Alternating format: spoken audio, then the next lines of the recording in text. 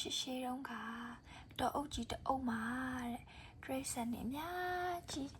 တူနေထိုင်ကြတယ်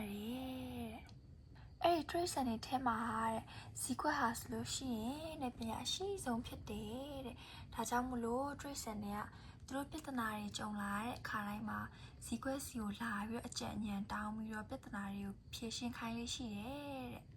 ဒီလိုနဲ့ပဲဒီနေ့မှာစင်တကောင်နဲ့မြောက်ကောင်နဲ့ရန်ဖြစ်ကြတယ်ဘယ်လိုဖြစ်လဲဆိုတော့ဆင်ကပြောတယ်ငါဒီတော့အုပ်ထဲမှာအကောင်ကြီးဆုံးအတန်မာဆုံးတစ်ပင်တွေကိုလည်းငါလှဲနိုင်တယ်ထင်းတွေလည်းငါဆွဲနိုင်တယ်ဒါကြောင့်မလို့ဒီတော့အုပ်ထဲမှာငါအသုံးဝင်ဆုံးกว่าဆိုပြီးပြောတယ်အဲ့နဲ့မြောက်ကလည်းအားကြောင့်ခံပြင်ပြောတာပေါ့ဘာဖြစ်နေကအသုံးဝင်ဆုံးဖြစ်ရမှာလဲငါဆိုဘယ်တစ်ပင်မဆိုတက်နိုင်တယ်လင်းမြန်တယ်တွက်လက်တယ်နေ့လိုအကောင်ကြီးမဟုတ်ဘူးဒါကြောင့်မလို့ငါအသုံးဝင်ဆုံးဆိုပြီးသူတွေပြောပြီးတော့ညင်းခုန်နေကြတယ်အဲ့နဲ့ပဲသူတို့ညင်းခုန်ရင်နဲ့မြောက်ကပြောတယ်မဟုတ်သေးဘူးငါတို့ဒီလိုညင်းခုန်နေငါတို့အဖြေမှန်သိရမှာမဟုတ်ဘူးဒါကြောင့်မလို့ပညာရှိစီကွက်စီကိုသွားမေးကြမယ်ဆိုပြီးပြောလိုက်တယ်တဲ့ဒါနဲ့ပဲသူတွေကစီကွက်စီကိုသွားကြတယ်သွားရောက်လဲရအောင်အဲ့နဲ့မြောက်ကပြောတာပေါ့ပညာရှိစီကွက်ကြီးဆင်ကပြောတယ်ဒီတော့အုပ်ထဲမှာ तू ကအကောင်အကြီးဆုံးအတန်မာဆုံးဒါကြောင့်မလို့ तू ကအသုံးဝင်ဆုံးဆိုပြီးပြောတယ်အဲ့နဲ့ဆင်ကပြောတယ် तू လည်းအဲ့လိုပဲပြောတယ်တဲ့ तू ကဒီ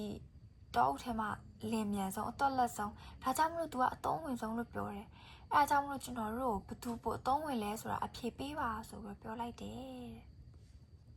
အဲ့ဒါနဲ့ပဲစီကွက်ကဘယ်လိုပြောလဲဆိုတော့နေတို့တွေဒီချောင်းတိုင်းရှောက်သွားနေနေတဲ့တနေရာရောက်လို့ရှိရင်တဲ့ချောင်းရဲ့တစ်ဖက်ကမှာတရက်ပင်အမြင့်ကြီးတစ်ပင်နေတို့တွေ့လိမ့်မယ်တဲ့နေတို့သွားပြီးတော့အဲ့ဒီတရက်ပင်ကအတီးကိုခူတော့ငါစီပြင်ယူလာခဲ့ကြလို့ပြောလိုက်တယ်တဲ့ဒါနဲ့ပဲစင်နဲ့မြောက်ဟာဆိုလို့ရှိရင်တရက်ဒီခူဖို့အတွက်ထွက်သွားကြတယ်တဲ့ဒီလိုနဲ့ပဲသူတို့သွားရင်နဲ့တစ်ဖက်ကမှာတရက်ပင်တစ်ပင်ကိုတွေ့တယ်တဲ့အဲ့နဲ့မြောက်ကပြောဟေးဟိုပင်ပဲဖြစ်ရမယ်တဲ့အဲ့နဲ့စင်ကလည်းအေးဟုတ်မယ်ငါတို့အခုသွားခူးမယ်ဆိုတော့အဲ့နဲ့စင်ကသွားမလို့ပဲရှိသေးတယ်အဲ့နဲ့မြောက်ကပြောနေပါဦးငါဒီချောင်းကဘယ်နေရာမှာရေတိမ်လဲဘယ်နေရာမှာနဲ့လဲဆိုတာငါမသိဘူးပြောရေကလည်းစီးတက်နေငါမသွားရဲဘူးတဲ့အဲ့လိုပြောလဲပြောအဲ့နဲ့စင်ကငါဒီချောင်းကိုကူးနေကြပဲအဲ့ဒါကြောင့်မလို့နေငါကြောပေါ်တာတက်အဲ့ဆိုငါတို့တူသွားလို့ရတယ်ဆိုပြီးပြောလိုက်တယ်အဲ့နဲ့ပဲမြောက်ကဆင်ရဲ့ကြောပေါ်ခုန်တက်လိုက်တယ်အဲ့လိုသူကချောင်းကူးသွားပြီးတော့တစ်ဖက်ကလည်းရောက်လဲရောက်အဲ့နဲ့ဆင်ကသူတရက်တီကိုခူးဖို့သူစူးစားတဲ့အခါမှာဆိုလို့ရှိရင်သူခူးလို့မမိဘူးဘာဖြစ်လို့လဲဆိုတော့တရက်ပြန်အရန်ရှည်တဲ့အတွက်ကြောင့်သူခူးလို့မရဘူးအဲ့ဒါမြောက်ကပြောဒီတစ်ခါတော့ငါလုံနိုင်သွားပြီတဲ့အဲ့နဲ့သူကတပင်ပေါ်ပြစ်တက်သွားပြီးတရက်တီကိုခူးလိုက်တယ်အဲ့နဲ့မြောက်ကအတီးရတော့ဆင်းလာတော့ဆင်းကပြောမင်းကတပင်တက်တာကြွလိုက်တာတဲ့အဲ့နဲ့မြောက်ကပြောဒါလေးမြအေးစေးငါနေ့တိုင်းတက်နေကြဆိုတော့အဲ့လိုပြောတော့အေးဟုတ်ပြီဒါဆိုငါတို့စီကွက်စီပြန်မယ်ဆိုတော့သူတို့ပြန်လာကြတယ်တဲ့ပြန်လာရင်နဲ့ချောင်း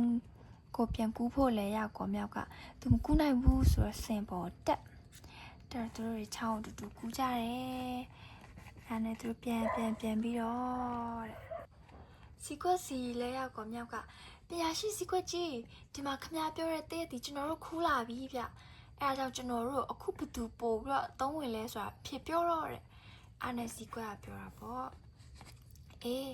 နင်တို့အတီးသွားခူးတာချောင်းကိုဖြတ်တဲ့နေရာမှာမြောက်နင်းမသာနေဖြတ်နိုင်လားတဲ့အဲ့လိုမေးတယ်မြောက်ကကျွန်တော်ကိုယ့်တာကိုမဖြတ်ရဲလို့ကျွန်တော်ဆင်ရဲ့ကြောပေါ်ကိုတက်ရတယ်တဲ့အဲ့လိုပြောအဲ့နဲ့စီကွက်ကဆင်ကိုထပ်မေးတယ်မင်းရောတရက်တီကိုခူးနိုင်ခဲ့လားတဲ့အဲ့ဒါနဲ့ဆင်ကကျွန်တော်မခူးနိုင်လို့မြောက်ကသူတက်ပြီးခူးရတယ်တဲ့အဲ့လိုပြောလဲပြောအဲ့နဲ့စီကွက်ကပြောတာပေါ့အေးအဲ့ဒါအဖြေပဲတဲ့နေတို့ကတယောက်မလုံနိုင်တဲ့အရာကိုတယောက်ကလုံနိုင်တယ်တယောက်နဲ့တယောက်ဖေးမကူညီကြတယ်အဲကြောင့်မလို့နေတို့ရဲ့အစွမ်းအစတွေကအတူတူပဲဖြစ်တယ်